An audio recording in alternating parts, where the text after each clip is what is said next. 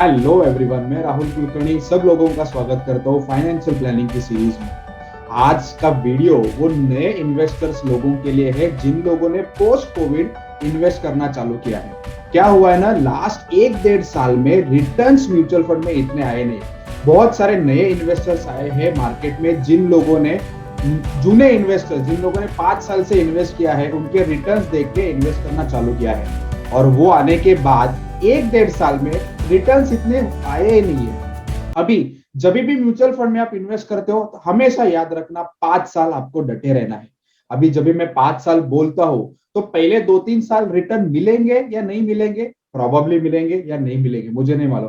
पर after 5 years आपको returns मिलने ही मिलने वाले। आज के ये वीडियो में मैं आपको डेटा के साथ बताने वाला हूं कि जब भी आप इन्वेस्ट करते हो तो पहला 3 साल प्रॉबेबली आपको कम रिटर्न्स मिलेंगे, और जैसे टेन्योर बढ़ते जाएगा आपके रिटर्न्स बहुत तगड़े हो जाएंगे। तो चलो देखते हैं ये वीडियो में लाइव डेटा के साथ, जैसे हम लोग हर एक्सेल में हर वीडियो में देखते हैं। चलो एक्सेल में जाने के पहले कुछ पॉइंट्स डिस्कस करना चाहता हूं। हमेशा मैंने लोगों को देखा है कि जब भी म्यूचुअल फंड या स्टॉक मार्केट्स में लोग जब भी इन्वेस्ट करते हैं तो लोगों को पेशेंस नहीं होता है। क्यों नहीं होता है? क्योंकि लोग ट्रेडिशनल इन्वेस्टमेंट के साथ कंपेयर करते हैं। अभी जो नए इन्वेस्टर लास्ट एक डेढ़ साल में आए हैं, वहां पे एक उनको ध्यान में रखना है कि म्यूचुअल फंड में प्रॉबेबली आने वाले एक डेढ़ साल और रिटर्न्स नहीं हो सकते। मैं एक एग्जांपल देना चाहता हूं। 2017 टू 18 में ऑलमोस्ट रिटर्न नहीं थे मिड कैप और स्मॉल कैप में। मिड और स्मॉल कुछ परफॉर्म ही नहीं कर रहे थे, पर उसके बाद 2020 टू 2022 में मिड कैप्स ने जबरदस्त परफॉर्म किया, और लास्ट 5 साल का कैगर रिटर्न सीएजीआर रिटर्न 15 से 20% हुआ। जब भी आप मार्केट में आओगे तो आपका व्यू 5 साल होना चाहिए। मेजोरिटी ऑफ द लोग क्या करते हैं, किसी को रिटर्न्स अच्छे मिले इसलिए इन्वेस्टमेंट करते हैं। इन्वेस्टमेंट आपके स्वभाव के अनुसार होना चाहिए, आपको जो सूट करता है उस हिसाब से होना चाहिए। और हमेशा याद रखो, म्यूचुअल फंड्स में 5 साल अपनों को डटे रहना है। Never ever compare your mutual fund returns with traditional investment. सिर्फ ट्रेडिशनल इन्वेस्टमेंट आपको पहले दिन से रिटर्न देना चालू करता है। मैंने बहुत बार सुना है ऐसे लोगों से कि क्या म्यूचुअल फंड 3 साल में रिटर्न नहीं देता है, यही पैसा मैं अगर ट्रेडिशनल इन्वेस्टमेंट एफडी में किया रहता तो मुझे 6% तो मिलता। सी आप अगर ये माइंडसेट से मार्केट में आओगे तो आप कभी पैसा नहीं बना पाओगे। आपको एक लॉन्ग टर्म माइंडसेट बनाना है, जहां पे आपको दिमाग में डालना है कि म्यूचुअल फंड पैसा बनाता ही है, पर किसका बनाता है? जो लॉन्ग टर्म का सोचता है, शॉर्ट टर्म में नहीं सोचता है। Keep some emergency funds. सिर्फ 2020 में जब भी कोविड आया तभी सब लोगों का पोर्टफोलियो 10%, 20%, 30% भी नीचे था। बहुत लोगों का मैंने ऐसे देखा कि इमरजेंसी फंड्स ना होने के कारण उन लोगों को वो पोर्टफोलियो नेगेटिव में बेचना पड़ा। तो मैं हमेशा बोलता हूं, एक 20% कॉर्पस अगर आप 100 रुपया इन्वेस्ट करना कर सकते हो तो उसमें से 20% जो पैसा है वो आप इमरजेंसी फंड के लिए रखो। सिर्फ मेडिकल इमरजेंसी हो सकता है, कुछ भी इमरजेंसी आ सकती है, वो इमरजेंसी फंड आपको बहुत काम में आएगा। ये चीज क्यों मतलब जरूरी है, ताकि आपका जो नॉर्मल पोर्टफोलियो है ना उसको आप टाइम दे सकते हैं बढ़ाने के लिए। अभी हम लोग लाइव डेटा के साथ देखते हैं कैसा अंडर परफॉर्मेंस अगर 3 साल भी रहा तो वही म्यूचुअल फंड आने वाले 2 साल में यानी 5 साल में टोटल जबरदस्त रिटर्न दे सकता है। चलो एक्सेल के साथ देखते हैं।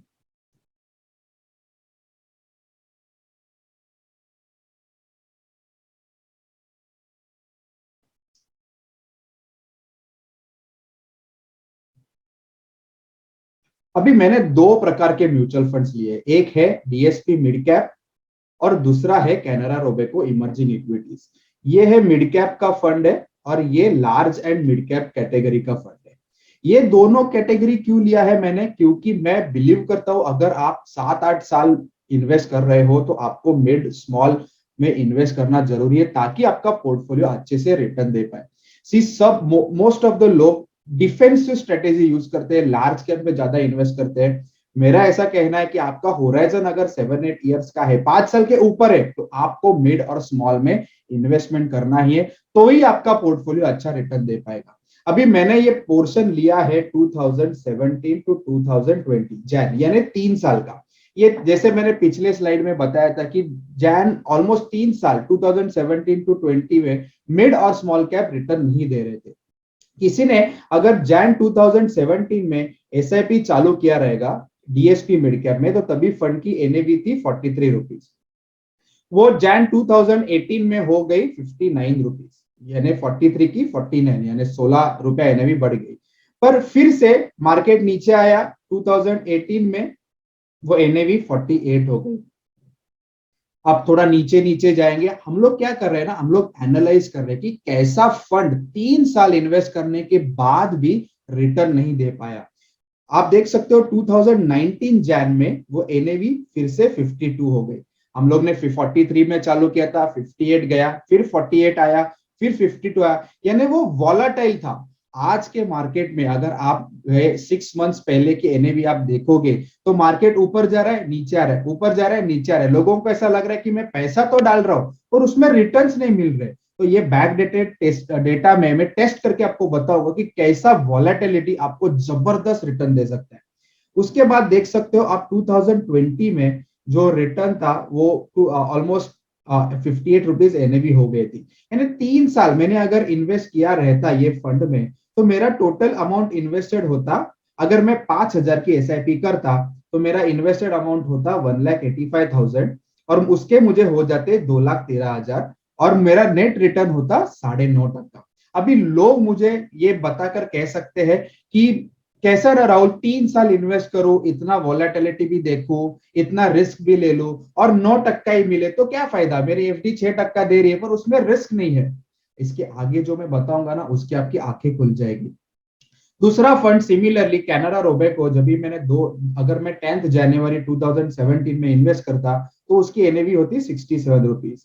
2018 में अगर देखता तो हो गई थी 99 रुपीज, 30 रुपए एनएवी बढ़ गई थी। पर फिर से मार्केट नीचे आया, उसकी एनएवी वही साल में हो गई थी 84 रुपीज। उसके बाद हम लोग देखते हैं कि 3 साल के बाद हो गई थी 99। अगर किसी ने 3 साल इसमें 5,000 की एसआईपी की होती तो उसकी टोटल इन्वेस्टमेंट हो जाती 1,85,000 और उसके रिटर्न हो जाते सिर्फ 8.5%। अब ये 8%, 9%, 60% जब भी रिटर्न देखते हैं ना 3 साल के बाद, बहुत जलता है दिल। ऐसा लगता है इतना रिस्क लेके अगर मुझे 8% ही लेना है तो क्यों मैं एफडी करूं। अगर कोई बंदा है जो अच्छा long term mindset, progressive growth mindset के साथ इन्वेस्ट कर रहा है, वो अगर 4 साल करता, ये जैन 2017 टू 2021 करता, तो उसके रिजल्ट्स और फिनोमिनल होते, वो भी हम लोग देखते हैं। जैसे मैंने कैलकुलेशन किया था 2017 टू 2021, अभी मैं डायरेक्ट एनएवी पे नहीं जाता हूं, मैं डायरेक्ट समरी पे जाता हूं। अगर 4 साल इन्वेस्ट करता तो अमाउंट हो जाती इन्वेस्टेड 2,45,000, 2,45,000 के हो जाते 3,20,000 और रिटर्न हो जाता 13.5%। सिर्फ 1 साल रिटर्न, 1 साल इन्वेस्टमेंट बढ़ाया, 8% का रिटर्न 13.5 हो गए। जो कैनरा रोबेको का फंड था, अगर मैं 4 साल करता तो मेरा रिटर्न हो जाता 13.5%। अभी 13.5% देख के लगता है कि बॉस ये कुछ अच्छा रिटर्न है। बहुत लोग 4 साल के बाद ऐसा रिटर्न देख के पैसा निकाल लेते हैं। क्यों? क्योंकि उनको लगता है अगर मार्केट नीचे आ गया तो। अगर कोई बंदा बोलता है नहीं मुझे एसआईपी बढ़ानी है और 5 साल एसआईपी करता है, तो 5 साल में सेम फंड आपको रिटर्न देता 17.5% और कैनरा रोबेको देता 20%। अब ये 17.5% जो मैं बोल रहा हूं ये 5 साल का एवरेज ईयरली रिटर्न है और कैनरा रोबेको का 20% ईयरली रिटर्न है। इससे मैं क्या साबित करना चाहता हूं कि मार्केट में आप जब भी आते हो तो वॉलेटिलिटी रहेगी। पहले 2 या 3 साल आपको देखना नहीं है कि रिटर्न्स कितना है, बस आपको इन्वेस्ट करते रहना है। 5 साल के बाद आपको पोर्टफोलियो को एक जबरदस्त व्यू आ जाएगा और एक अच्छा रिटर्न देखने को मिल जाएगा। आपको अगर ऐसा पोर्टफोलियो बनाना है मेरी कंसल्टेशन से, तो ये मोबाइल नंबर पे आप कॉल कर सकते हो। आप मेरे से इन्वेस्ट करना चाहते हो, मेरी कंपनी से इन्वेस्ट करना चाहते हो, तो ये मोबाइल नंबर पे आप कॉल कर सकते हो। एक कंसल्टेशन करके हम लोग एक कस्टमाइज पोर्टफोलियो बना सकते हैं। आपको ये वीडियो अच्छा लगा रहेगा तो please do subscribe to my channel, please do share it with your family and friends. Thank you very much friends, thank you.